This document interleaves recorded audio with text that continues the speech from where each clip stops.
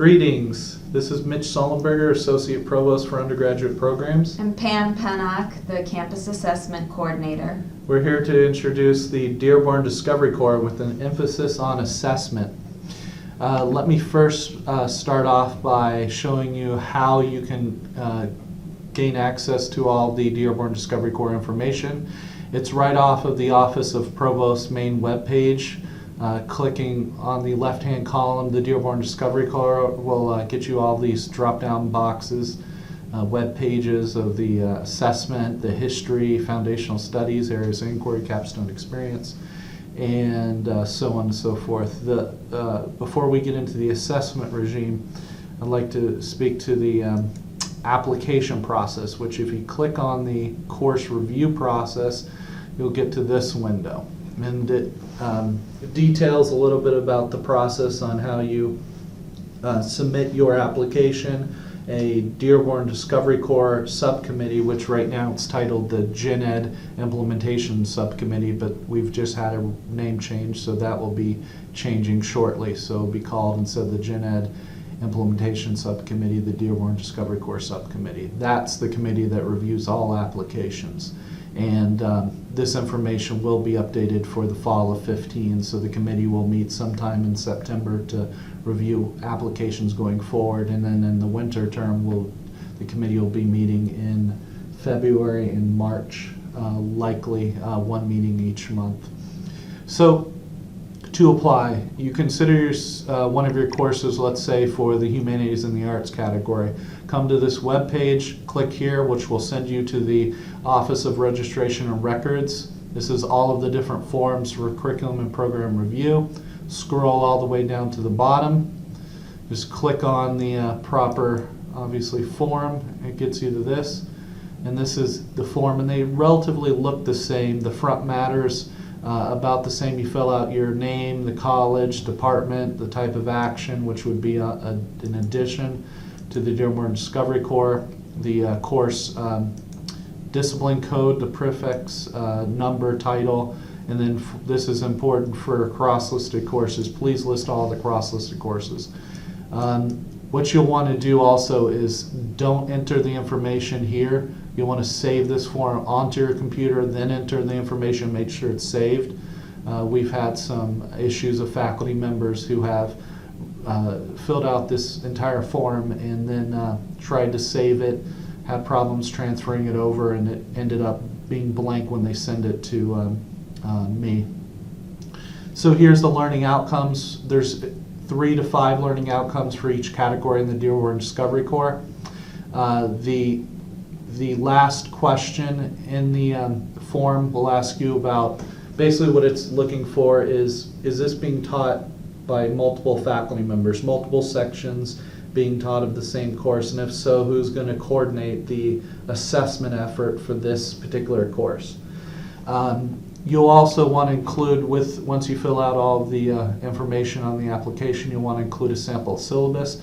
We highly recommend that you also include any supporting material like an exam, maybe a research paper instructions. If you have rubrics, that's great for grading.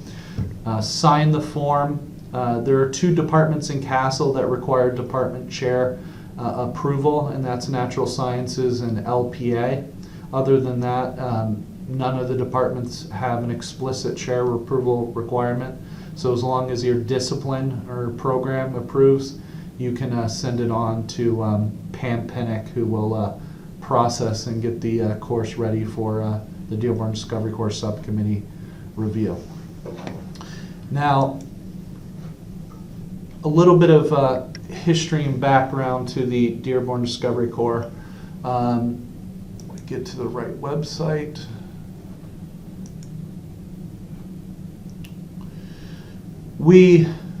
The assessment overview of this, we met over the last year and a half, and there was a decision to be made about how assessment was going to be undertaken.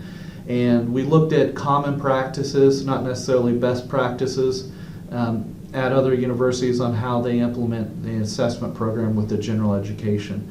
And there's a lot of universities that were actually assessing courses. So every course was assessed every time it was offered, meaning that assessment data and assessment reporting had to be done by faculty each time they were teaching a gen ed class. We decided against that. Instead, what we did was we came up with an agreement that we would do in a 3-year assessment plan.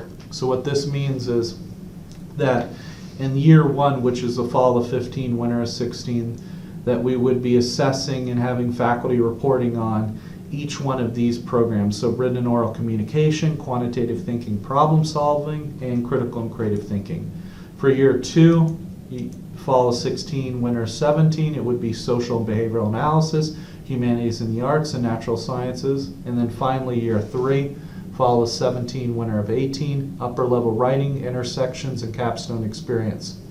So if we're assessing in year 3, social, behavioral, humanities, and all these courses in year 1 would not be assessed, or at least would not be reporting. We do encourage faculty to do assessment, but they don't have to necessarily do the reporting out to the Dearborn Discovery Core Committee on this. Finally, years 4 and 5, and this is important for assessment overall, we would want to close the loop. So we would be using that. We would be using that information from the 3-year assessment process to evaluate and recommend changes to the Dearborn Discovery Core. So as you can see here, here's a summary of the year 4 evaluation and recommendation process. Basically what we would do is for each category, creating a committee that would assess and evaluate and recommend to the assessment subcommittee. And the assessment subcommittee would be doing a much more comprehensive report to report out in March of 2019 to the Faculty Senate a plan on going forward with the Dearborn Discovery Core 2.0, or whatever you want to call it.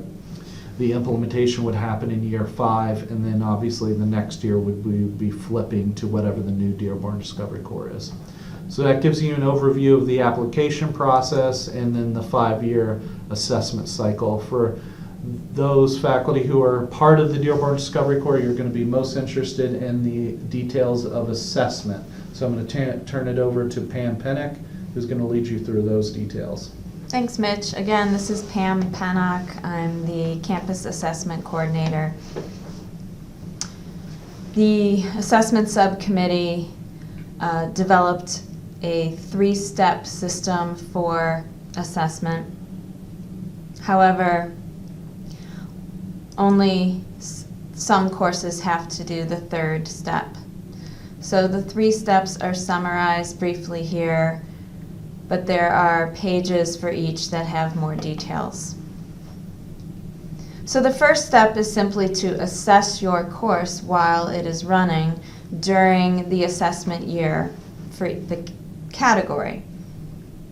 So if you are teaching a course that has been approved for the written and oral communication category in either fall 15 or winter 16, then you need to be collecting data while you are teaching the course. If you teach that course again in 16-17 or 17-18, as Mitch said, you do not have to report for assessment purposes.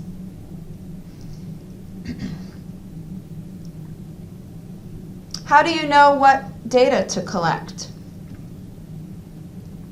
You need to know what was in the application, which explained how the course addressed each of the learning outcomes in the category.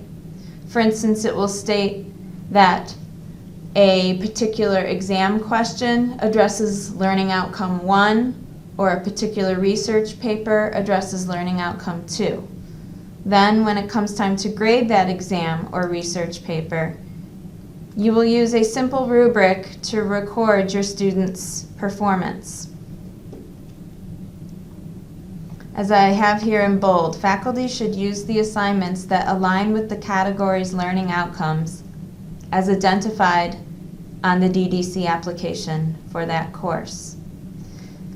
I'm now going to show you the rubric for one of the categories, just as an example, the written and oral communication category. This is going to open as a Word doc, and you can download it or manipulate it in whatever way you'd like, put it into an Excel file.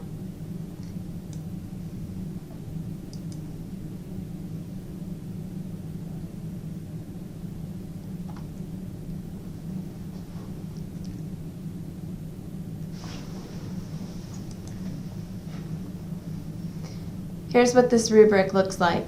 It simply takes the 4 learning outcomes from the written and oral communication category, and each of these are stated on the application, and has a rubric of a 4-scale rubric, 3, 2, 1, 0.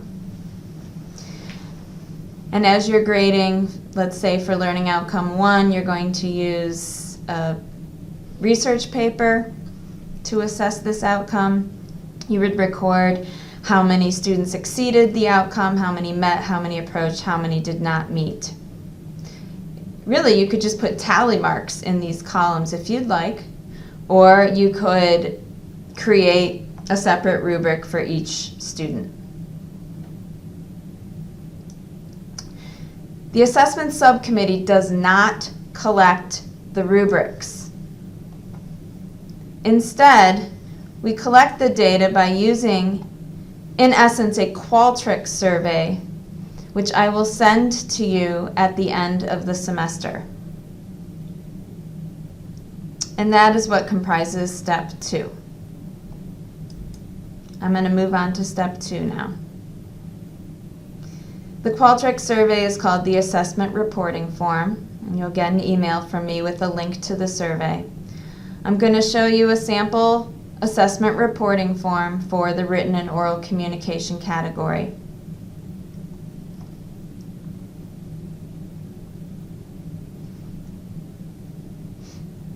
You'll have about a week after the semester concludes to submit the survey. So you would enter the identifying information about yourself and your course. Then you'll see the first learning outcome for the category. It asks which instrument or instruments did you use to assess the outcome. You can briefly describe the instrument. For instance, midterm essay question number 1. Then you put the number of students who fell into each of these 4 categories when you were assessing them using that rubric I just showed you. So that's all we need, just the whole numbers. 3 didn't meet, 4 approached, 6 met, 2 exceeded. Then there's a reflection prompt, and it's a text box that is unlimited in the characters that you can use. Then it moves on to the second learning outcome. You get the same questions for that learning outcome. There's a third learning outcome. Written and oral communication category has a 4th learning outcome. And then at the end of the survey, there's a final reflection prompt. And here we are asking you to reflect on the category itself, the assessment process. If there's a particular learning outcome that you think should be revised or that doesn't fit, we want to hear that from you here. And that's the end of the survey, and you would click submit. And for many courses, that is the end of the assessment process. That is all the data we will collect. However, for courses that run multiple sections, there's a 3rd step to complete.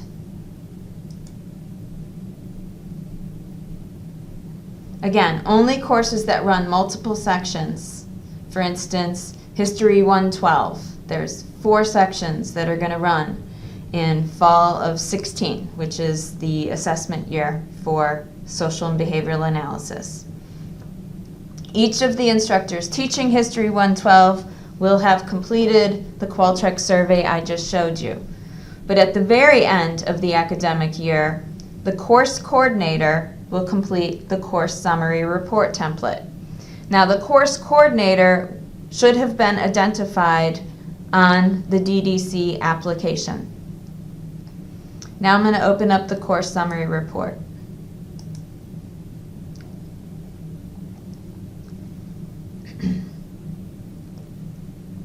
I will be collecting all of the sections assessment information using that Qualtrics survey. I'm going to process the data on the back end, and then I'm going to send a file that contains both the quantitative and the qualitative data to the assessment coordinator for that course.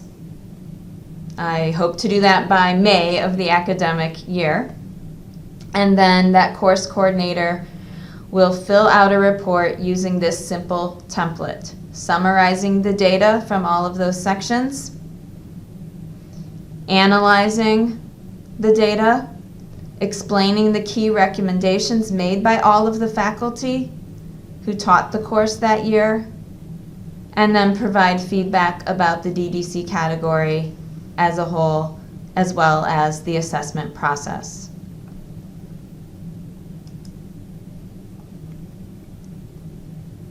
As Mitch said, all of these surveys and reports will be collected, and in the year 4, which is 2018-19, committees of faculty will convene and use all of the data to analyze the Dearborn Discovery Core. In the meantime, as these Qualtrics surveys and the course summary reports are coming in during the first 3 years, the assessment subcommittee will be looking at the data to determine whether anything needs to be modified right away. The last page under the Dearborn Discovery Core assessment site is the DDC assessment frequently asked questions page, which has some helpful information for you as to which courses need to be assessed when. So please check that out if you have a question regarding the timing of when your course is offered and how often you might have to submit an assessment report, especially if you're teaching multiple sections of the same course. And at any time, please ask me questions. I want to go back and say one other thing about the application process. The DDC subcommittee put together a really nice frequently asked questions page, which is way down here. And it has a lot of useful tips for completing applications. I highly recommend you read this if you are considering putting together an application. Thank you very much. If you have any questions, comments, or concerns, either contact me or Pam. We're more than happy to try to answer any of your questions. And that's it for our Dearborn Discovery Core overview with emphasis on assessment. Thank you. Thank you.